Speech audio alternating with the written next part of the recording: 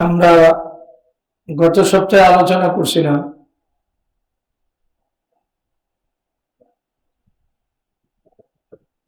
আমাদের দারুল উলুম দেওবন্দের আসল তরজমা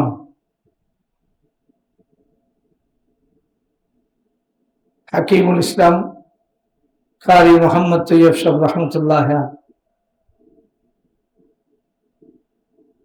যে হুজুর খেলাফার সাথে কি কি বিষয় যুক্ত করছে এবং এটাকে আকায়েদের পাঠ হিসেবে আনছে।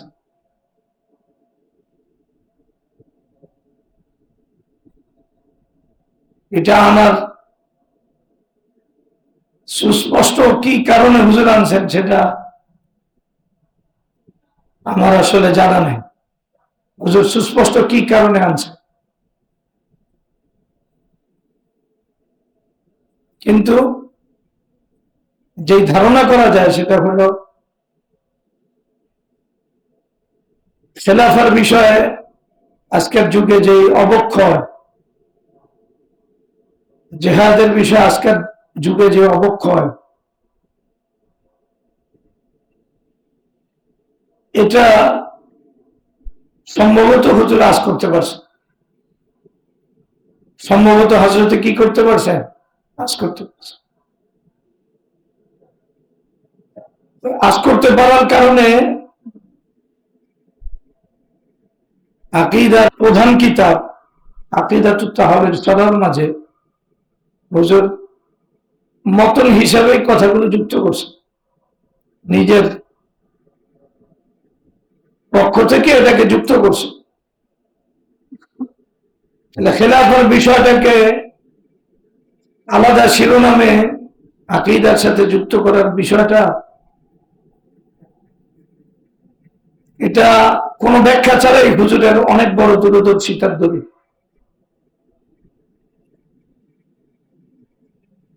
আমরা গত সপ্তাহে আলোচনা করছি এই আজাদ নিয়ে, খেলাফার সাথে হুজুর কি যুক্ত করছে এবং এজাদের বিষয়ের ব্যাপারে সংক্ষিপ্ত একটা ধারণা দেওয়ার আমরা চেষ্টা করছি। দ্বিতীয় যে বিষয়টা হুজুর খেলাফার সাথে যুক্ত করছে সেটা হলো জিহাদকে যুক্ত করছে। খেলাফার সাথে জিহাদকে যুক্ত করছে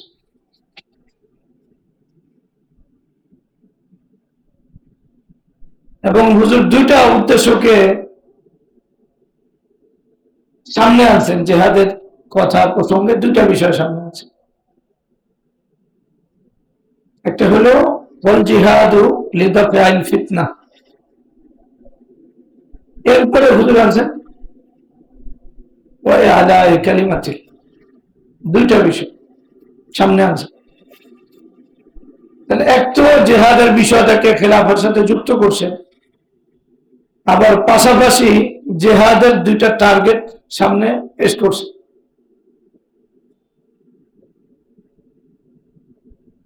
একটা হলো ফিতনা নির্মূল করার জন্য জিহাদ,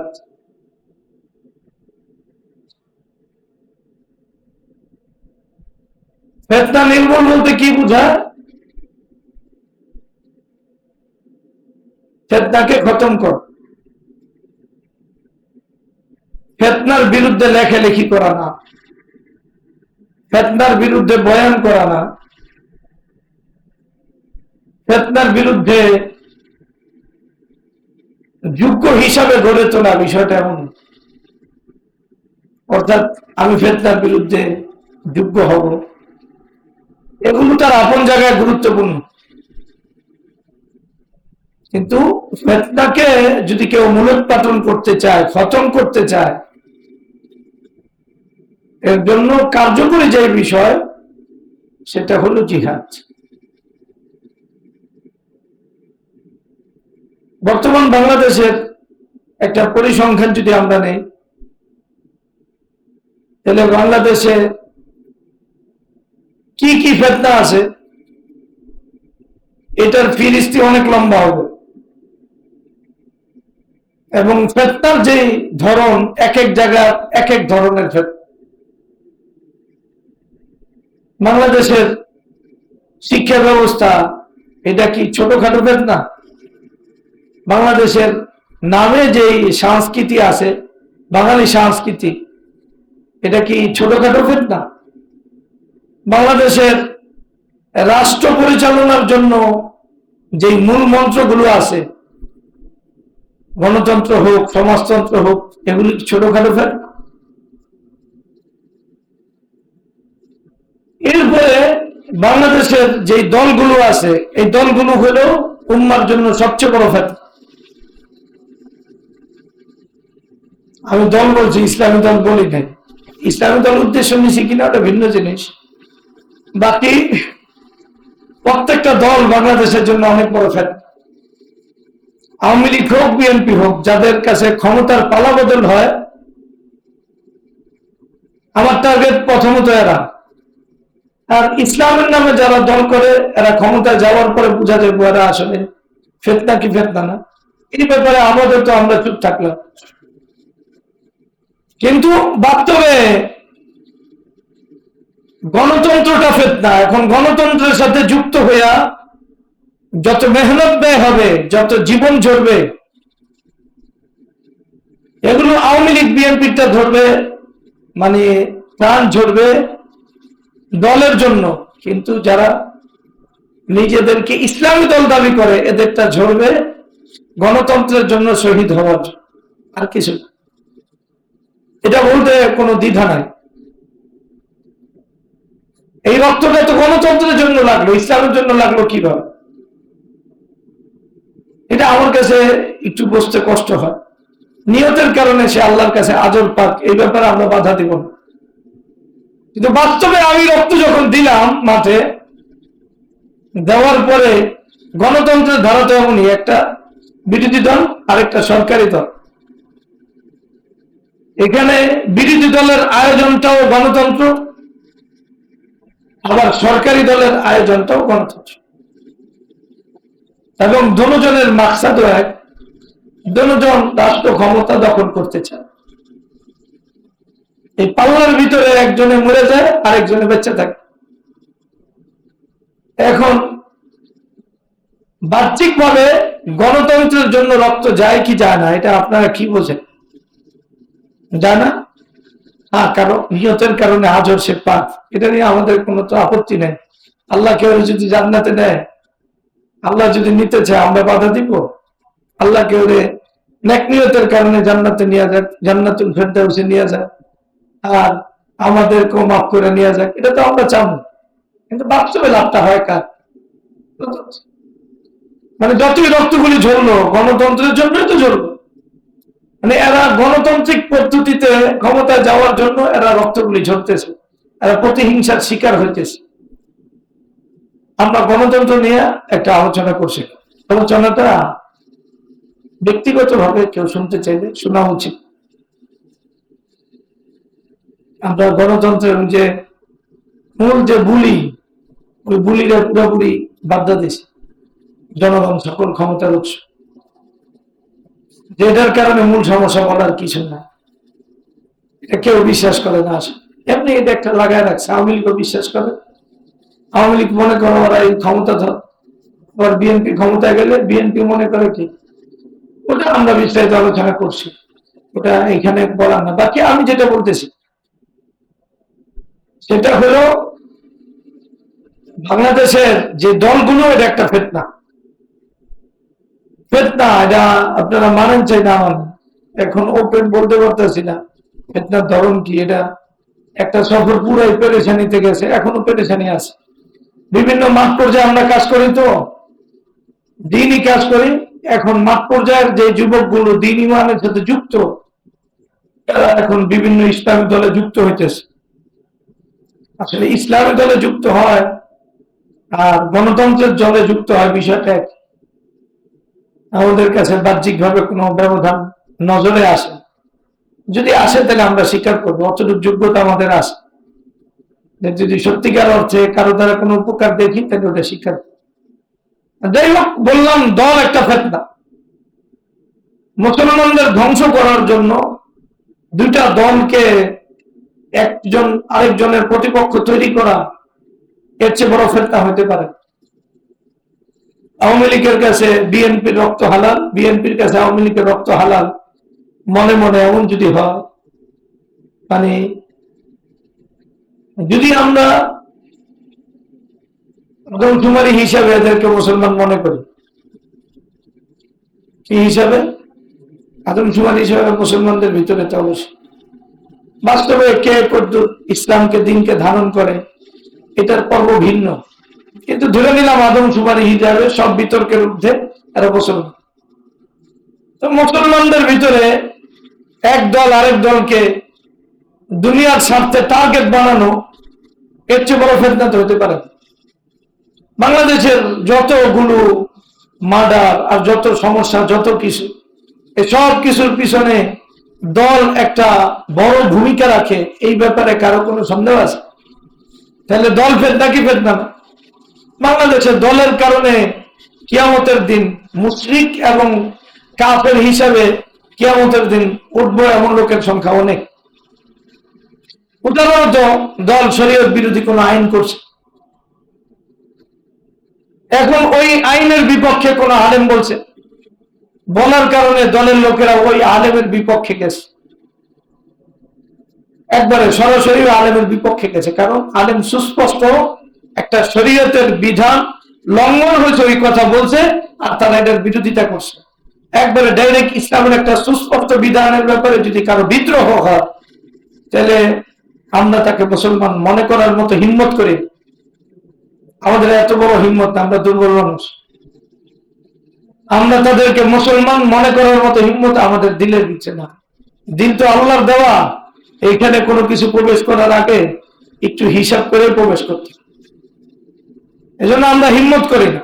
একবারে সুস্পষ্ট বিধান যেটা শরীয়তের পুরোপুরি সরাসরি প্রত্যেকটা ক্ষেত্রে শরীয়তের বিরুদ্ধে যায়, এমন একটা বিধানের বিপক্ষে দলের কারণে যারা বলতেছে, তারা আর যাই হোক, তাদেরকে আমরা ইমানদার বলার মতো হিম্মত করতে পারি। এটা দলের কারণে জায়গায় জায়গায় হয়ে আসছে। গত কিছুদিন আগে আমরা আলোচনা প্রসঙ্গে এক জায়গায় বলছি, আমরা মেনে নিলাম যে মসজিদে যারা নামাজ পড়তে আসে এরা সব মুসলমান, যদিও হাদিস বলে না সবাই মুমিন, তো মেনে নিলাম এরা মুমিন মুসলমান। কিন্তু যেই মসজিদ আল্লাহর জিকিরকে প্রতিষ্ঠিত করার জন্য আসছে, ও আন্নাল মাসাজিদা লিল্লাহ ফালা তাদউ মা আল্লাহি আহাদ, তো এই মসজিদের ভিতরে মুতাওয়াল্লি এবং কমিটি এবং পাওয়ারফুল লোকেরা ইমাম সাহেব যখন শরীয়তের কোন বিধান বলছে, এটা তাদের গায়ে লাগছে অথবা তাদের গায়ে লাগছে বা তাদের দলের গায়ে লাগছে অথবা তাদের বিবির গায়ে লাগছে, তার বিবি বেপরদা মনে করছে ইমাম সাহেব তার বিবির বিরুদ্ধে বয়ান করছে, এমন মনে করছে যে হুজুর আমারই মনে হয় টার্গেট নিচ্ছে, অথবা তার দল ভাস্কর্যের পক্ষে ছিল, শরীয়তের বিভিন্ন সুস্পষ্ট বিধানের বিপক্ষে অবস্থান দিয়েছে, ইমাম সাহেব এটাকে যতটুক বলে বলছে। তো ইমাম সাহেবরে এখান থেকে বের তো করা হয়েছে, আবার ইমাম সাহেবের সাথে যত ধরনের সর্বোচ্চ বেয়াদবিমূলক আচরণ করা হয়, যত ধরনের বাধার যত রাস্তা আছে সব তৈরি করা হয়। আমরা তো ধরে নিলাম যারা আসছে এরা মুসলমান, তো মুসলমানের কাছে ইসলামের সুস্পষ্ট বিধান, পর্দার বিধান হোক, শিরকের কত কোনো বিধান হোক, মানে এই জাতীয় কোন বিষয়ের বিপক্ষে ইমাম সাহেব বলার কারণে, মানে পর্দার বিধানের পক্ষে শিরকের বিপক্ষে বলার কারণে ওদের দিল জ্বলা শুরু হয়েছে। দিল জ্বলা পর্যন্ত থাকলে তো মুনাফিক থাকতো, কিন্তু আবার সে ওপেন এটার বিরুদ্ধে একবার প্রোটেস্ট করছে। এমন ঘটনা প্রত্যেকটা মসজিদেই আছে, কোন মসজিদে নেই আমি এটা জানি না, থাকতে পারে দুই একটা মসজিদে, কিন্তু ওটা ওই সুল্লামান্দা গুহার মতো, মানে ওটা আমাদের কাছে স্পষ্ট না। শিয়াদের এমন একটা আকিদা আছে, লুকায় রয়েছে ইমাম সাহেব, কথা বুঝে না, ইমাম সাহেবের বাইর করে আনবো, ইমাম সাহেব অনেক গুহার ভিতরে লুকায় আছে, কেউ এমন থাকতে পারে। বাংলাদেশের প্রত্যেক জায়গায় ইমাম সাহেব যদি সঠিক ইমানের কথা বলে, ইমান ভঙ্গের কথা বলে, সুস্পষ্ট কাবায়ের বিষয় বলে, তাহলে ওই ইমাম সাহেবের চাকরি থাকবে এটা আপনারা বিশ্বাস করেন? আর যারা ইমাম সাহেব চাকরি হারাবে এই লোকগুলোর ইমানদার বলার ব্যাপারে আপনি হিম্মত করেন? কাফের আমরা কেউ বলি না, আমাদের কাফের বলার মাসলা মুফতিদের কাছে ছেড়ে। কিন্তু এতটুকু তো আমাদের অধিকার আছে যে এটা ইমান এবং ইমানদারির কোন পরিচয় এখানে ঘটে নাই, এটা তো নিশ্চিত না। এটার ব্যাপারে আপনার সন্দেহ যে একজন শরীয়ত বিরোধী অবস্থান গ্রহণ করছে জবানের দ্বারা, আর তাকে আপনি ইমানদার মনে করবেন, তাহলে আসলে আবু লাহাব সবচেয়ে বড় ইমানদার। হয়তো সবার আগে বিরোধিতার বীজ বপন করছে, এদের আদর্শ তো আবু লাহাব। আবু লাহাবের বাবা মুসলমান না, এটা একটা আপনি করে দিবেন এর বাবা মুসলমান। আমি তো এর বাবাও প্রতিবাদী ছিল, তার বাবাও তো আবু লাহাবের বাবার চেয়ে খারাপ ছিল। আপনি কেমনে ভালো বলবেন?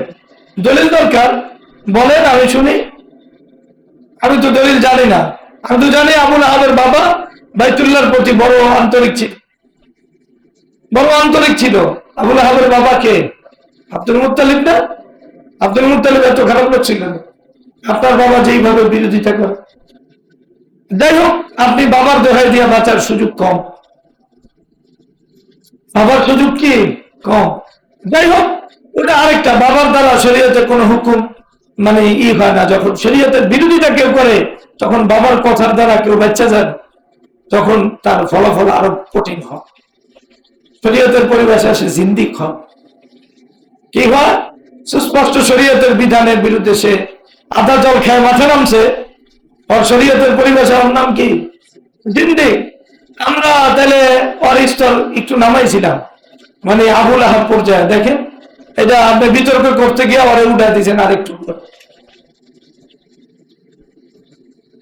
যাই হোক, আমরা মাফ করে দিয়েন, কথা এটা বলতে হবে। তাহলে বাংলাদেশের যতগুলি দল আছে এটা ফেতনা কি ফেতনা না? বাংলাদেশের যতগুলি তন্ত্র মন্ত্র আছে এটা ফেতনা কি ফেতনা না? তাহলে বাংলাদেশের যা আছে ফেতনা ছাড়া তো কিছুই না। যখন কোন কবিরা গুণা, এটা মানুষের গুনার এহসাস খতম হইয়া মানুষ ব্যাপকভাবে এটার ভিতরে জড়ায়, এটা একটা ফেতনা। সুদের বিষয়টা বাংলাদেশের ফেতনা না? ঘুষের বিষয়টা বাংলাদেশের ফেতনা না? বিবাহের যেই রসম রেওয়াজ দিনদারদের মাঝে আছে, এটা কি বাংলাদেশের ফেতনা না? এটার বাইরে সিলেটের লোকেরা যাইতে পারে, চিটাগাঙের লোকেরা যাইতে পারে, ঢাকার লোকেরা কিছু যাইতে পারে। এটা ভ্যারাইটিস এলাকার, তো নিজস্ব এলাকায় যারা থাকে ওই এলাকার যেই রসম রেওয়াজ এটার বাইরে সে যাইতেই পারে। তাহলে সে মনে করতেছে সে তো আল্লাহওয়ালা নেককার পরহেজগার, আমি তো মনে করি সে ফেতনাগ্রস্ত। ফেতনাগ্রস্ত মাইয়াতের জন্য যে রসম রেওয়াজ বাংলাদেশে চালু আছে, এটা বিভিন্ন জায়গায় এটা ফেতনার আকার আসে না? কি ধরনের কথা যে শুনতে হয়, যে কেউ মারা গেছে, এখন তার ছেলেরা কি করে নাই, গরু খাওয়ায় না, এজন্য এটার জন্য কত ধরনের কথা শুনতে হয়। বাপে মারা গেলে গরু খাওয়ার মতো, ছাত্রলীগ নিষিদ্ধ হয়েছে গরু খাওয়ার মতো ঘটনা। আর এই বাবাও এই যে যেহেতু এই দেশের জন্য নিষিদ্ধ হয়েছে, আর আসতে পারবে না, এজন্য গরু একটা খাওয়াইতো। এর বাইরে উদাহরণ তো আমার কাছে ভালো লাগে না। ছাত্রলীগ নিষিদ্ধ হয়েছে এই জন্য কি খাওয়াইছে? গরু।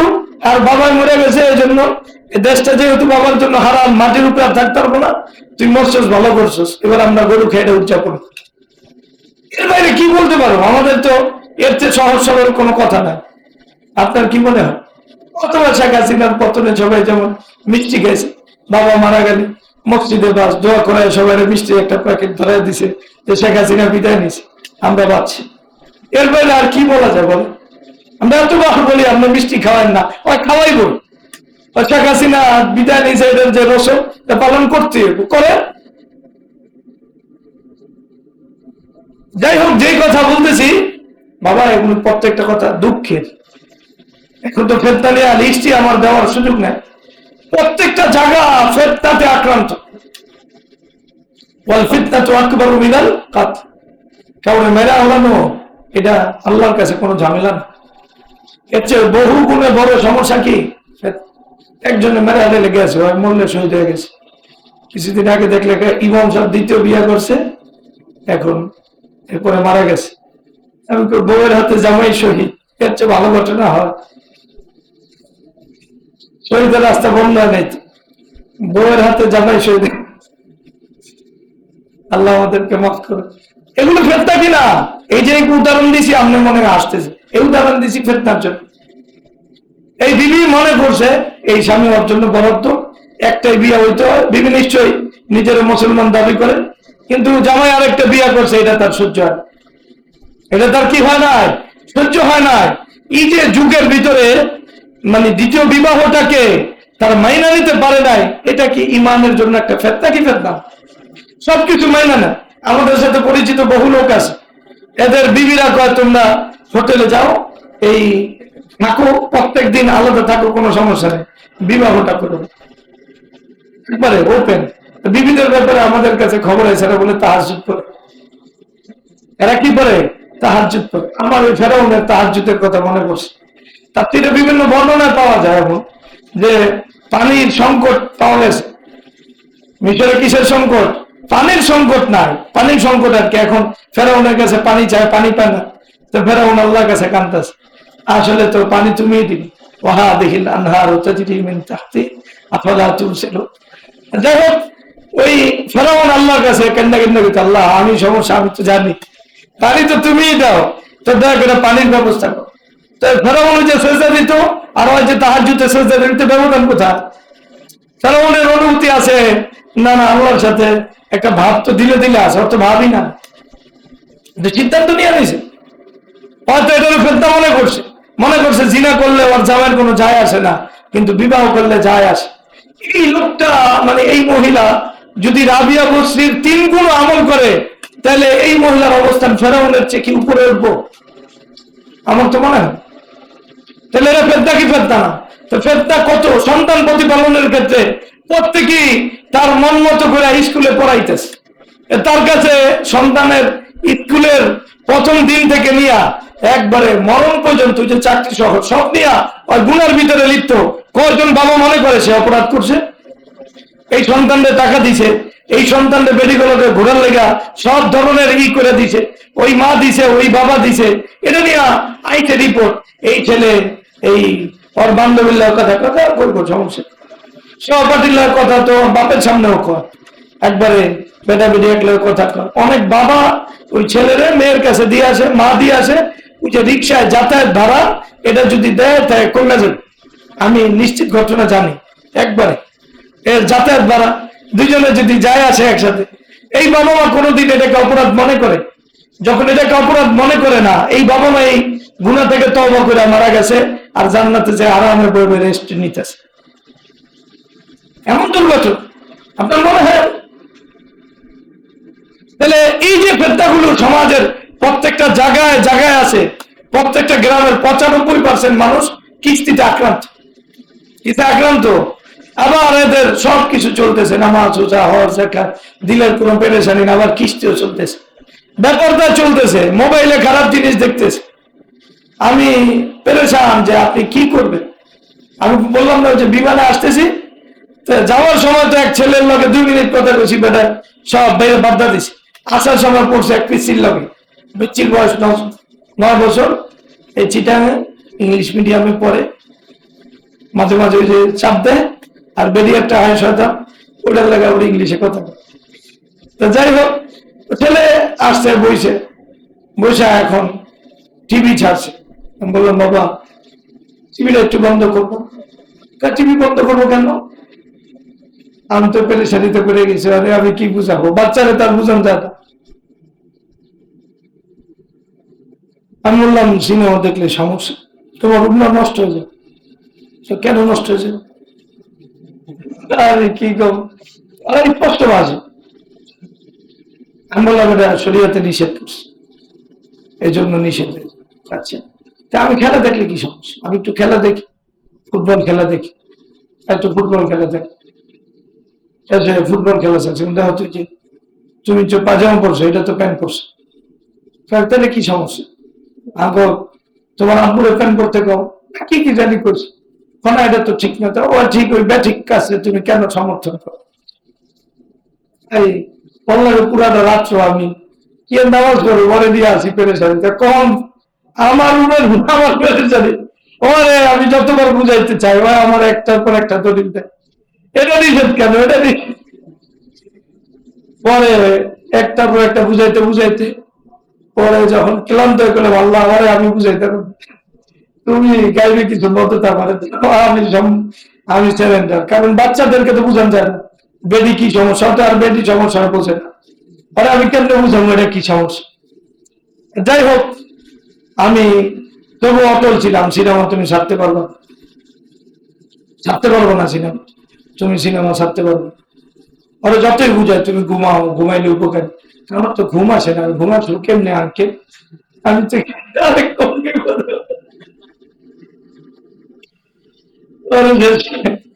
পরে সাহাবাদের দিয়ে একটা গল্প শুনে গল্পের পরে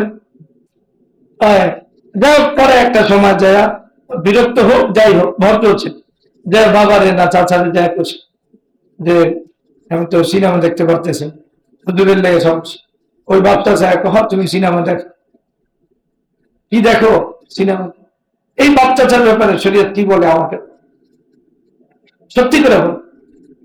আমি কালকা মনে হয় কোন সময় জানি সফের বেরিতেছে, গাড়িতে যাবো, এক বাবা ইমানদারি টুপি পরা, আমাদের বাসায় থাকে না, কোন বাসাতে আমি বলতে পারি না, তার ছোট্ট একটা ছেলের হাতে মোবাইল একটা দিয়ে রাখছে, ওই ইউটিউব চালাইতেছে, হ্যাঁ বয়ে বই, বাবা আবার দায়িকা নিয়ে যাইতেছে। এই যে ছেলেটাকে জাহান্নামী বানানো, কাফের বেঈমান বানানো, এই বাবার দাড়ি রেখা কি লাভ আমাকে বল। প্রত্যেকটা জায়গায় এমন এমন ফেতনা যেইভাবে শিকড় গেড়ে আছে, একবারে ছেলে মেয়েদের কাছে মোবাইল দিয়ে দিছে, এটা কি বাংলাদেশের খুব স্বাভাবিক ঘটনা না অস্বাভাবিক ঘটনা?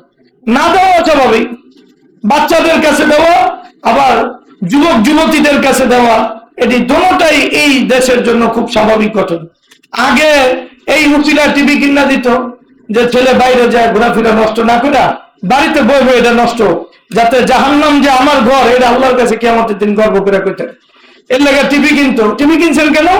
নামাজ পড়ে, নেককার আইসে এখানে নামাজ পড়তে, কিরে ভাই আপনি টিভি কিনা দিছেন? ছেলে মেয়েরা বাইরে অন্যের বাসায় টিভি দেখতে জায়গা, এই জন্য বাসায় ব্যবস্থা করে দিছি, অন্যের বাসায় জাহান্নাম বানা লাভ নাই, তুই আমার বাসায় জাহান্নাম বানা, কিয়ামতের দিন আমরা পুরা গ্রুপ একসাথে মকবুল জাহান্নামী হিসাবে আল্লাহর সামনে দাঁড়াবো। এর বাইরে কোনো কিছু না। এই জানোয়ারে যত ইমানদার দাবি করো, জানোয়ার বলা ছাড়া উপায় নাই আমার, তার ভিতরে আসলে আনোয়ার নাই, কোনো আলো নাই, সব জ্যোতি নষ্ট হয়ে গেছে। জ্যোতি নষ্ট না হইলে সেটা কেমনে করে? প্রত্যেকটা ঘরে দাঁড়িয়ে আছে মাশাআল্লাহ এমন পরহেজগার, মসজিদের জায়গা সবার আগে, তাহাজ্জুদ গুজার, কিন্তু অন্যায়কে অন্যায় মনে করার শরীয়তে যে ইমানের পাঠ, এটার সাথে তার জীবনে কোনো যোগসূত্র নাই, অবলীলায় দিয়ে দিছে। নিজের সামনে ছেলে গান বাজাইতেছে মনে করতেছে, আবার অনেকে বলতেছে বাবা কোন গানটা জানি তোর প্রিয়, ওইটা ছাড়, আমার গানটা চিনি। এটা এমন ঘটনা আমাদের দেখ, তো কি জানি এক বেটার গান আছে, কি কলকাতার জানি কোন বেটা একটা গান আছে, অনেক নাম করা, কি জানি কফি টফি একটা গান আছে, তো এটা একজনে ছাড়ছে, আরেকজনে এটা তোর প্রিয় গান, এটা আমার প্রিয় গান। দুই প্রিয় লোক একসাথে জমা হয়েছে, গান প্রিয় লোক, এই দুইটাই মিললে ওই এটার লাগে কিয়ামতের দিন, ওই মান্নাদের লাগে কিয়ামতের দিন জমা হবে যে আমরা তোমার প্রিয়, তোমাকে আইডল মাছ, আউল ফাউল লোক। এরা আবার নামাজ পড়ে, দিনদার, দান সৎকার করে, মসজিদে টাকা পয়সা, আপনার বিশ্বাস আছে সবটা জায়গায় ফেরতায় পড়া গান। অনেকে মনে করে গান বাজনা ছাড়া করলে সমস্যা, এলে গুনগুন করে গান করতে থাকে, তুমি আমার জীবন, তুমি আমার বড়, তো জীবন বড় ওর কাছে তুই কিয়ামতের দিন তুই বুঝতে পারছিস আউল ফাউল লোক। এটি ফেতনা কি ফেতনা? প্রত্যেকটা জিনিসের ভিতরে ফেতনা। পোশাকের ব্যাপারে শরীয়তের মূলনীতি ফলো করে মুসলমানদের কতজন যুবক আর যুবতী, এটা আমাকে বলতে হবে। বাবা এই কথা মনে করে আমার মেয়ে ছেলে পোশাকের ব্যাপারে শরীয়তের বিধিবিধান মানা জরুরি, কজন মনে করে? আপনার কথা বল না কেন? কজন মনে করে? সবাই। যে পোশাকের ব্যাপারে শরীয়তের রুলস মানতে হয়, দোকানের ক্ষেত্রে শরীয়তের রুলস মানতে হয়, ব্যবসার ক্ষেত্রে মানতে হয়, এটা ফলো করে কেউ? জীবনের এমন কোন পাঠ আছে যেখানে ফেতনা ঢোকে না? আছে এমন কোন পাঠ? তো প্রত্যেকটা পাঠে ফেতনা ঢুকছে, আর আপনারা সবাই জান্নাতের ঢেকুর তোলে। একবারে জীবনের পোশাক ফেতনাগ্রস্ত, দিল ফেতনাগ্রস্ত, চোখ ফেতনাগ্রস্ত, হাত আয় ব্যয় দল, একবারে বিবাহ সাথী, শিক্ষা দীক্ষা সব কিছুর ব্যাপারে উদাসীন। আর এই ব্যাপারে ব্যাস আমরা ধারণা করি ব্যাপারে জান্নাতে যাই, একবারে ঘোষণা দেওয়া দেয়, বিশাল বড় মসজিদে আয়োজন করা এই বাটপারের ব্যাপারে ঘোষণা দেওয়া হয়, বাটপার বলে জান্নাতে যায়। হ্যাঁ, তাও ঘোষণা দেয়, অনেক মানুষ মনে করে বলে অনেক বড় বুজুর্গ, অথচ যারা একবার কবিরা গুনাহ করছে আর তওবা আমাদের জানা নাই, অপরাধ দিতে, তার ব্যাপারে লা নাশহাদু লাকুম বিল জান্নাহ ওয়া লা বিন নার। এটা আকীদার কথা না? কথা বলে না, এটা আকীদার কথা না? আমরা ব্যাপারে জান্নাত জাহান্নাম সাক্ষী দিতে পারি না মানে কি? মানুষ মনে করে মানে জান্নাতে যাবো না। ওর ব্যাপারটা ওই আসলে মুমিন না কাফের না বেঈমান না ফাসিক, কি অবস্থা হবে আমি জানি না। কি অবস্থা ওরা আল্লাহ মাফ করতে কি করে নাই।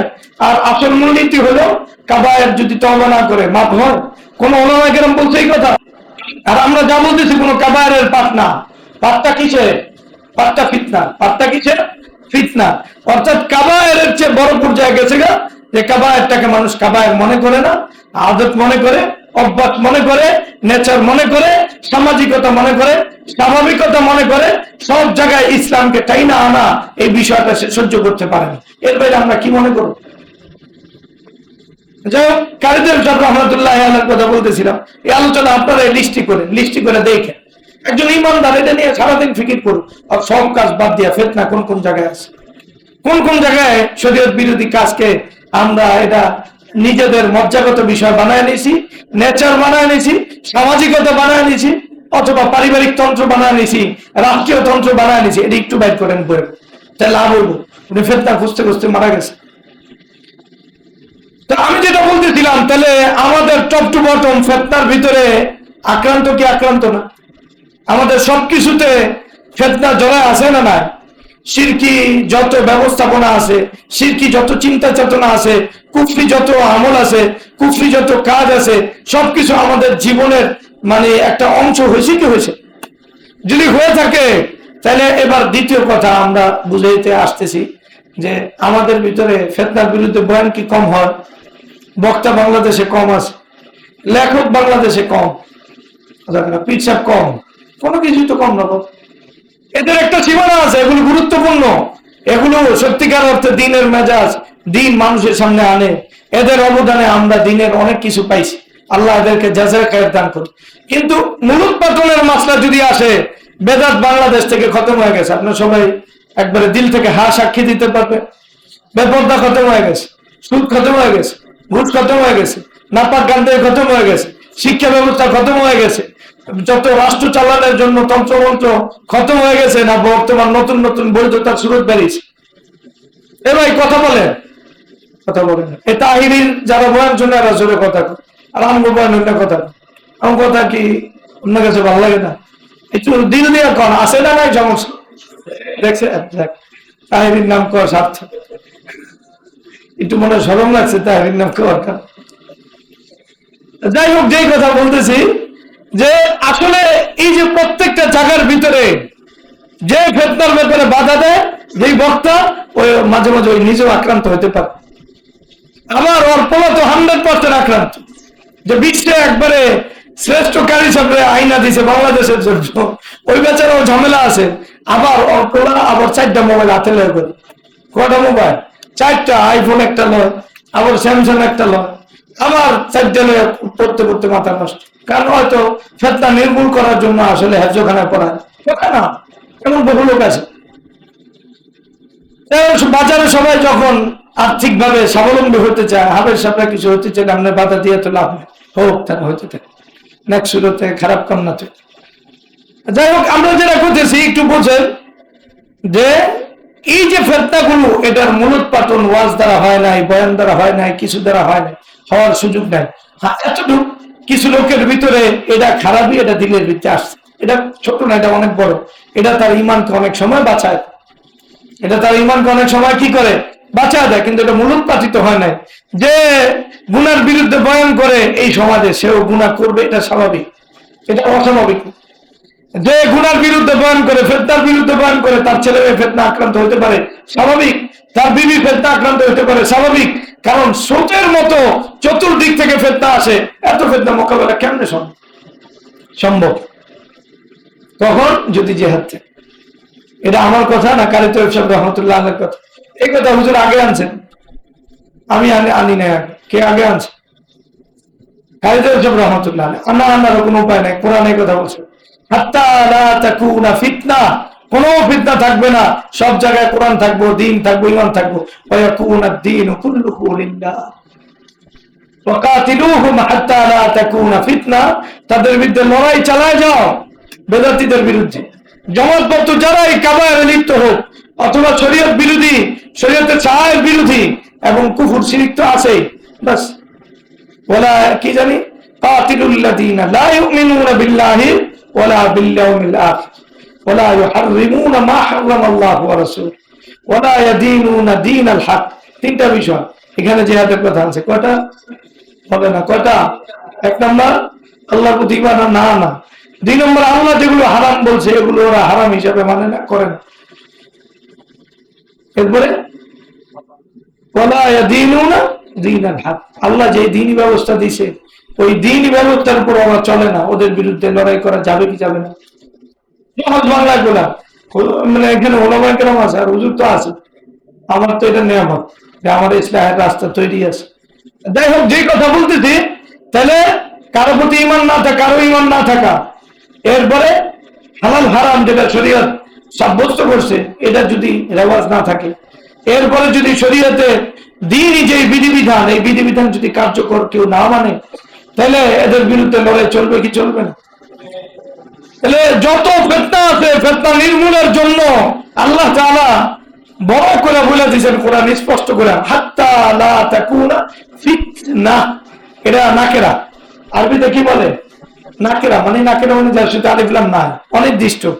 যে কোনো ফিতনাই হোক, যে কোনো যুগে হোক, যে কোনো সময় হোক, ব্যক্তি পর্যায়ে হোক, সমাজ পর্যায়ে হোক, পারিবারিক পর্যায়ে হোক, বিবাহিক মানে বৈবাহিক পর্যায়ে হোক, আয় ব্যয় যত, এক ফিতনা শব্দ কোরআন ব্যবহার করছে, এর দ্বারা বুঝাইছে যত ধরনের ফিতনা আছে, যত জায়গায় আছে, যেইভাবে আছে, একবারে ছোট হোক বড় হোক, যত ফিতনা আছে সব ফিতনা নির্মূলের জন্য তোমাদের লড়তে হবে। এটা কোরআনের নির্দেশ কি নির্দেশ না? কাজী সাহেব রহমতুল্লাহ আলাইহি কোরআন থেকে আনছে। তাহলে এবার সমাধান আমাদের কাছে ক্লিয়ার, বাংলাদেশের বেদাত যাবে না, বাংলাদেশের বেপরদা যাবে না, বাংলাদেশের সুদ যাবে না, ঘুষ যাবে না, গণতন্ত্র যাবে না, কিচ্ছু যাবে না, যতক্ষণ পর্যন্ত পুরো উম্মাহ একসাথে এই ফয়সালা না করবে, আল্লাহর যেই প্রেসক্রিপশন আছে ওই প্রেসক্রিপশন ফলো না করবে, অতক্ষণ পর্যন্ত এটা যাবে না। এটা হ্যাঁ, এটা হতে পারে যে দ্বীনের ইশাআত হবে, দ্বীনের কাজ মানুষের ভিতরে যাবে, কিন্তু ফিতনা নির্মূল হবে না। এই কথা কোরআন বলে না, এই কথা কোরআন কি বলে না। নির্মূলের জন্য যেটা কোরআন দিয়ে দিছে ওটাই আমাদের সামনে আনতে হবে। ওটা কি? জিহাদ। এই কথা কার? দেখছেন আমরা আসছে কথা আল্লাহ, এবং ওই কথাটা আকায়েদের কিতাবে কোট করে আনছে কে? হাকিমুল ইসলাম কারি মোহাম্মদ রহমতুল্লাহ। হাকিমুল ইসলাম, ইসলামের কোন জায়গায় সমস্যা, রোগ, মানে মানুষের কারণে, ওটা হুজুরের চিহ্নিত। এই জন্য হুজুরের নাম কি? হাকিমুল ইসলাম। যা কারি সাহেব রহমতুল্লাহ আলাইহি যে কথা বলছে, আমরা এগুলো বলতেছি অনেক কারণে। বর্তমানে সবাই বাংলাদেশকে পরিবর্তন করার জন্য এই মানে কেন জানি জিহাদের কথাটাকে আড়াল করতেছে। আমরা তো এই কথা আড়াল করার পক্ষে হইতে পারি না। আমরা এটা বলতে পারি দু একজনের দ্বারা ফলাফল আসবে না, পুরো উম্মার ভিতরে জিহাদি চেতনা আসতে হবে। আমি শুরু করছি না উম্মার জিহাদি চেতনা লাগবে না, উম্মাহ মোটামুটি যদি মানে গবেষণা করে, দায়িত্বশীল হয় এবং বড় বড় সেমিনার সিম্পোজিয়াম করে, এর দ্বারা মনে হয় উম্মার ভিতরে যত সমস্যা আছে সমাধান হয়ে যাবে। এটা কেমন কথা করে বাবা? তুমি সেমিনার সিম্পোজিয়াম যা করো, টার্গেট কোরআন দিয়ে দিচ্ছ, ওটাকে সামনে রেখা করো, সুবিধা বেশি। আর টার্গেটটা আছে দিলের ভিতরে, এটা আমরা বিশ্বাস করি। যারা করে এদের দিলের ভিতরে আসে, এটা আমরা কি করি? বিশ্বাস করি, কারণ এদেরকে আমরা কাছ থেকে চিনি, জানি। কিন্তু দিলের কথাটা এত ওপেন সময় বলতে পারো না। দিন দিন সময় আরো অনুকূলে আসবে, তখন তুমি দিলের কথা বইলা ফেলতে পারবা। এখন সময় প্রস্তুত না, তাহলে কবে প্রস্তুত হবে? আবার যখন শেখ হাসিনা ফিরিয়ে আসবে তখন বলা যাবে। এমন না, ইসলামী রাষ্ট্র যখন চলে আসবে, কথাই তো কথা বললাম না ইসলামী রাষ্ট্রের কথা। ইসলামী রাষ্ট্রে আসার যে সর্বশেষ এবং সর্বচূড়ান্ত যেই লক্ষ্য, যে লক্ষ্যের জন্য আমাদের সবকিছু, এটাই তো করতে পারলাম না, এই সময় করতে পারলাম না। সমস্যা কি? জিহাদ ফরজ, উম্মতে মুসলিমার সবার উপরে যদি ফিতনা নির্মূল করা লাগে, এই কথা বলতে কি কোনো ঝামেলা আছে? সবার উপরে খরচ, সবার এই কাজ করতে হবে। এই কথা সবাই না বললে সবাই বুঝবো, সবাই তো মনে করবো তাহলে আমি মোটামুটি কিছু ওয়াজের আয়োজন করলে মোটামুটি দায়িত্ব শেষ হয়ে যাবে। দায়িত্ব ওয়াজ দিয়ে শুরু হতে পারে, দায়িত্ব সেমিনার দিয়ে শুরু হতে পারে, দায়িত্ব তালিম দিয়ে শুরু হতে পারে, কিন্তু দায়িত্বের ফলাফল এবং চূড়ান্ত দায়িত্ব আদায় তো হবে না রে বাবা। তুমি এটা দায়িত্ব আদায় কেন মনে করতেছো? হঠাৎ করে কেন মনে করতেছো? এটা তো মনে করার কোনো সুযোগ নাই। আমার কথা কি বুঝতে সমস্যা? সমস্যা হলে কিচ্ছু করে, সমস্যা সহই বুঝতে, কি সহ বুঝতে হলো? যাই হোক, যে কথা বলতেছিলাম যে সত্যিকার অর্থে আল্লাহ তাআলা আমাদের জন্য যে পদ্ধতি দিয়ে দিয়েছেন এটাই পদ্ধতি। এই পদ্ধতিতে যতক্ষণ উম্মতে মুসলিমা আসবে এবং উম্মতে মুসলিমা সবাই মিলে এই সিদ্ধান্ত নিবে, দল এক দল আরেক বিরুদ্ধে জেহাদ ছেড়ে দিব, যখন আওয়ামী লীগ বিএনপির বিরুদ্ধে লড়াই ছাড়বো, বিএনপি আওয়ামী লীগের বিরুদ্ধে লড়াই ছেড়ে দিব, আর জেহাদ যখন আল্লাহর দ্বীনের জন্য হইব, পুরা ছাত্র সমাজ মিল্লা বা ছাত্র জনতা মিল্লা কোটা বাদ দিয়া যখন ইসলামের জন্য নামবে, ওটা জাতির জন্য সমাধান। আমি মনে হয় আমার কথা ক্লিয়ার করছি। তাহলে এই জাতি থেকে ফিতনা নির্মূল হবে, নচেত হবে না। এর বাইরে এই জাতির জন্য ফিতনা নির্মূল করার কোন পদ্ধতি আমরা রাসূলুল্লাহ সাল্লাল্লাহু আলাইহি ওয়াসাল্লামের কাছ থেকে পাই না। আমরা কি করি? ইজতিহাদি অনেক সমাধান অনেকে দেয়, আর আমরা আসলে দুর্বল মানুষ, ইজতিহাদের ক্ষেত্রে আমাদের যোগ্যতা নাই, এজন্য আমরা ইজতিহাদ করার হিম্মত রাখি না। এজন্য আমরা রাসূলুল্লাহ সাল্লাল্লাহু আলাইহি ওয়াসাল্লাম সহজ সরল যে পথ সেটা মানতে পছন্দ করি। যাই হোক, তাহলে এক নম্বর বিষয় কি? জিহাদ সব ফিতনা নির্মূল করবে। সব ফিতনা কে নির্মূল করবে? জিহাদ। এই কথা আকীদার অংশ। কিসের অংশ? আকীদার অংশ। এর বাইরে যদি আমরা কোনো কিছু বলি, তাহলে কারি তৈয়ব সাহেব রহমতুল্লাহ আলাইহি যে মাকসাদ এই কথা আনছে, ওই মাকসাদ এখানে খাটবে, এই মাকসাদ এখানে খাটবে না। দ্বিতীয় যে কথা কারি মোহাম্মদ তৈয়ব সাহেব রহমতুল্লাহ আলাইহি বলছে, সেটা হলো কালিমাতুল্লাহ। এক তো ফিতনা নির্মূল করা, এরপরে ফিতনার জায়গায় আল্লাহর বিধানকে সমুন্নত করে দাও। বুঝলেন না? আমাদের রন্ধে রন্ধে যে ফিতনা গুলো আছে এটা শেষ করলাম, এরপরের কাজটাও জিহাদি করবো। এরপরের কাজটাও কে করবো? জিহাদি করবো। একবারে ফিতনা নির্মূল করে পাক সাফ করে, এরপরে ওটার উপর ইসলামকে পুরাপুরি ইমানিয়াত, আমলিয়াত, ইসলামী মুআমালাত, ইসলামী মুআশারাত, ইসলামী শিক্ষা, ইসলামী দীক্ষা, ইসলামী যা আছে বর্তমান মানুষ চলার জন্য, জীবনের ভিতরে মানুষের যতগুলো পাঠ আছে, ওই পাঠগুলোতে ইসলামকে প্রতিষ্ঠিত করার জিম্মা কার? জিহাদ। এমন কথা হচ্ছে এই রাষ্ট্রে যেমন, এই রাষ্ট্রের বাহিরেও যে রাষ্ট্র ইসলামের বাহিরে আছে, ওই রাষ্ট্রের ভিতরে ইসলামকে তুলে ধরার জিম্মাদারি কার? জিহাদ। এখনো বোঝেন না? কোথাও শিরিক আছে, কোথাও কুফর আছে, কোথাও মুশরিকরা, কোথাও কাফেররা মুসলমানদের গায়ে আঘাত করে। কথা বলেন না? এদেরকে চূর্ণ করার জিম্মাদারি কার? জিহাদের। কার? আর মুজাহিদ কারা? মুজাহিদুল সলিমউদ্দিন কিছু মানুষ, পুরা জাতি, পুরা জাতি। এটা জাতিগত ভাবে জিম্মা। যাই হোক, আমরা যেটা বলতেছি, তাহলে আল্লাহর দ্বীনের বাইরে যা আছে এটা যদি আমি খতম করতে চাই আর আল্লাহর দ্বীনকে ওই জায়গায় বসাইতে চাই, এটার জন্য আকীদার পাঠ হিসাবে কারি তৈয়ব সাহেব রহমতুল্লাহ আলাইহি একবারে আকীদার বিখ্যাত কিতাব আকীদাতুত তাহাউদ শেষে এই আকীদাকেও তো আনছে না? আনে নাই? আনছে কিনা? আনছে। আমরা কিন্তু জিহাদ নিয়ে আলোচনা করি না, আমরা কিন্তু মানে বুঝছেন না যে আমি জিহাদের কথা বলতেছি। আমরা আলোচনা করতেছি খেলাফত। কি নিয়ে? খেলাফত। কারি তৈয়ব সাহেব রহমতুল্লাহ আলাইহি বলছে জিহাদ যেটা, এটার যোগসূত্র কার সাথে? খেলাফত। অর্থাৎ খেলাফা জিহাদের আয়োজন করবে। কিসের আয়োজন করবে? জিহাদের আয়োজন। আমরা একটু সূচনা পর্বে যদি যাই, রাসূলুল্লাহ সাল্লাল্লাহু আলাইহি ওয়াসাল্লামের হাতে হাত ধরে যখন জিহাদের সূচনা হয়েছে, তখন রাসূলুল্লাহ সাল্লাল্লাহু আলাইহি ওয়াসাল্লামের হাতে ক্ষমতা ছিল কি ছিল? জোরে বলে। আল্লাহ যখন কোনো বিধান দেন, ওই বিধান মানার জন্য যেইভাবে মানা দরকার, যেইভাবে মানলে বিধানটা মানা হবে, পূর্ণভাবে মানা হবে, ওইভাবে একটা ছক দিয়ে আল্লাহ তাআলা বিধানটা দেন। রাসূলুল্লাহ সাল্লাল্লাহু আলাইহি ওয়াসাল্লাম মদিনার জিন্দেগিতে রাসূলুল্লাহ সাল্লাল্লাহু আলাইহি ওয়াসাল্লামের উপর জিহাদ যে ফরজ হয়েছে, তো এই যে ফরজ হওয়ার যে রূপ এবং ফরজ যে বাস্তব রূপটা মানুষ দেখছে, ও দেখছে রাষ্ট্রের অধীন হয়ে দেখছে না রাষ্ট্র ছাড়া দেখছে? কথা বলে। জিহাদের সাথে আসল সম্পর্ক রাষ্ট্র বা খেলাফার, এই কথার ভিতরে কারো কোনো সন্দেহ, কারো কোনো সন্দেহ নাই। এই ব্যাপারে কি লোকাল করার কোনো সুযোগই নাই। তাহলে একদল জিহাদ মানে খেলাফা মানেন, এটা কেমনে সম্ভব? আমরা এই কথা একটু বুঝতে চাই। জিহাদ মানে কিন্তু কি মানে না, খেলাফা মানে না। তাহলে হইল কি? খেলাফা তো জিহাদের জন্যই। আপনি জিহাদ মানলেন, খেলাফা না মানলে সুযোগ নেই। একটার সাথে আরেকটার সাথে একবারে মওকুফ আলাইহির সম্পর্ক, আরবি শব্দ। একটা আরেকটার সাথে নির্ভর, একটা আরেকটার সাথে কি করে? নির্ভর করে। একটা আরেকটাকে অস্তিত্ব দান করে, একটা আরেকটাকে টিকা রাখে। যেমন খেলাফা টিকার জন্য জেহাদ দরকার, খেলাফা বাকি থাকার জন্য জেহাদ দরকার, খেলাফা প্রতিষ্ঠিত হওয়ার জন্য জেহাদ দরকার।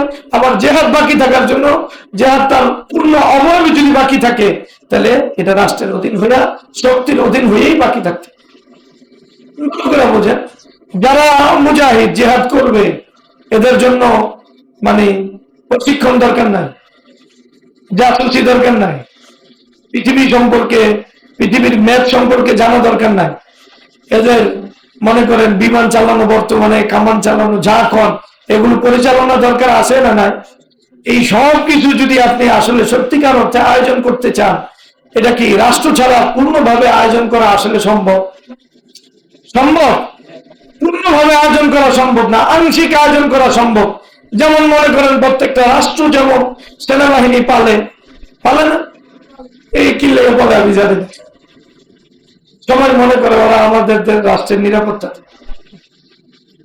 আর ইসলামের রাষ্ট্রের নিরাপত্তা এবং মুসলিম উম্মার নিরাপত্তা, এটা সৈনিকের সাথে যুক্ত করলে কেউ পেরেশান হয়েছে। মুজাহিদ সৈনিক না? হিজবুল্লাহ না আল্লাহর দলের সৈনিক না? কথা বলে না। তাহলে এর সাথে যদি নিরাপত্তা যুক্ত, এটা সবাই রাষ্ট্র, প্রত্যেকটা নাগরিক এটা বিশ্বাস করে।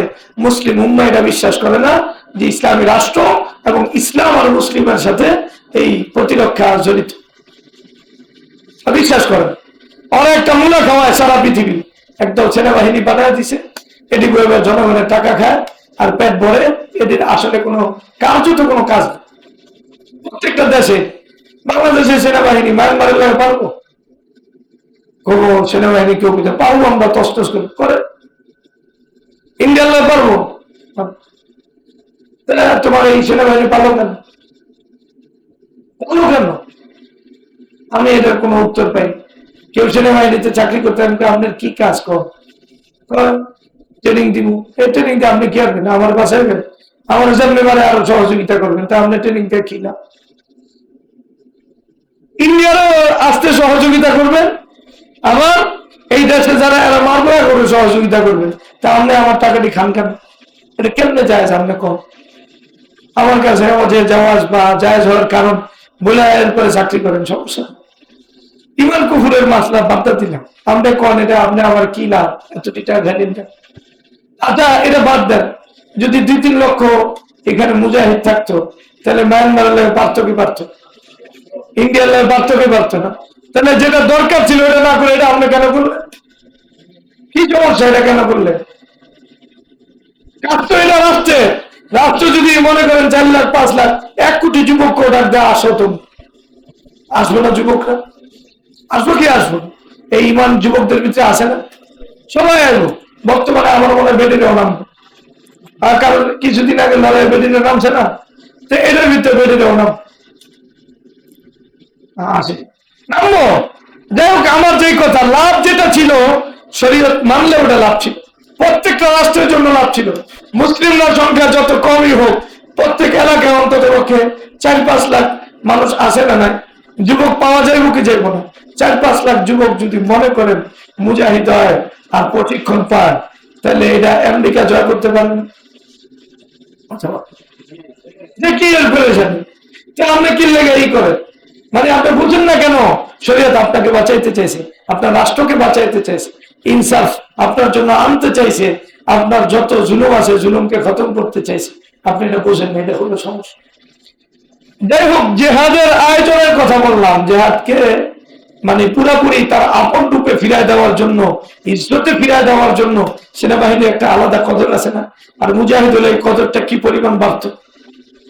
আচ্ছা, যদি বাংলাদেশের সেনাবাহিনী মুজাহিদ হতো, শেখ হাসিনার অস্তিত্ব হইতো, শেখ মুজিবের এই সমস্ত আউল ফাউল লোক দুনিয়াতে জমা হতো, না ওমর ইবনুল খাত্তাবের জন্ম হতো? বলেন, কথা বলেন।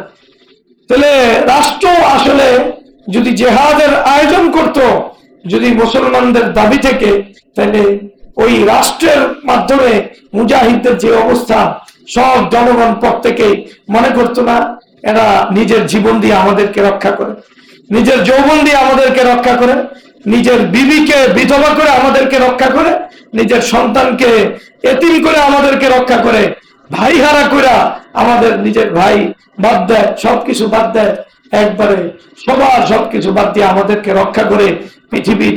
এই যে একটা মনোভাব থাকতো, এই মনোভাবটা কি রাষ্ট্র ছাড়া মানুষকে বোঝানো সম্ভব? এই আয়োজন, কথা বল সব। আর যদি রাষ্ট্র না থাকে, রাষ্ট্র জিম্মা না নেয়, তাহলে অবশ্যই উম্মতে মুসলিমা সামর্থ্য অনুযায়ী জোন তৈরি করে প্রস্তুতি নিবে। ওটা রাষ্ট্র না থাকলে, রাষ্ট্র যদি এই দায়িত্ব নেয়, আকায়েদের কিতাবে আছে, মানে জিহাদ চলবো, আল জিহাদ মাজিদ ইলা ইয়াউমিল কিয়াম,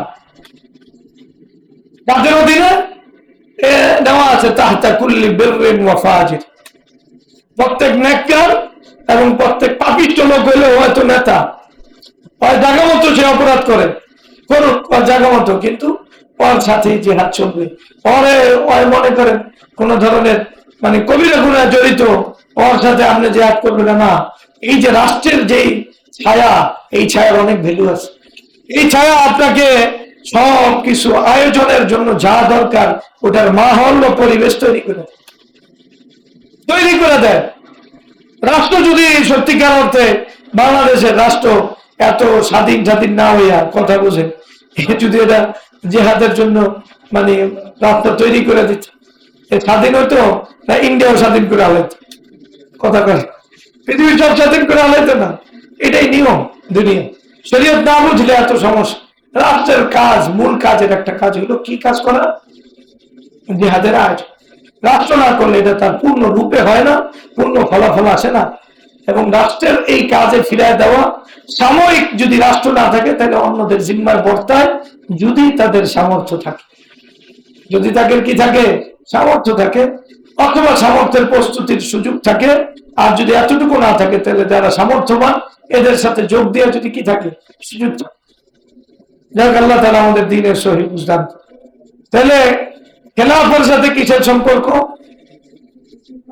কথা, জিহাদের জন্য প্রশিক্ষণ দরকার, জিহাদের জন্য সব কিছু দরকার, মাল দরকার, অর্থ দরকার, গোয়েন্দাগিরি দরকার, পৃথিবীর ব্যাপারে জানা দরকার, পৃথিবীর আধুনিক অস্ত্রের ব্যাপারে জানা দরকার, আধুনিক অস্ত্র নিয়ে গবেষক দরকার, আধুনিক বোমা বারুদ বানানো দল দরকার। এটা কে বানাইতেন? আপনি বয়ে বয়ে পারবেন। আপনার সবার আগে প্রতিপক্ষ কে? রাষ্ট্র। অথচ রাষ্ট্র জানে না আপনার মাধ্যমে রাষ্ট্রের নিরাপত্তা ছিল। আল্লাহ তাআলা আমাদের দ্বীনের সহি বুঝ দান করুন, দ্বীন আর ঈমান নিয়ে চলার তৌফিক দান করুন।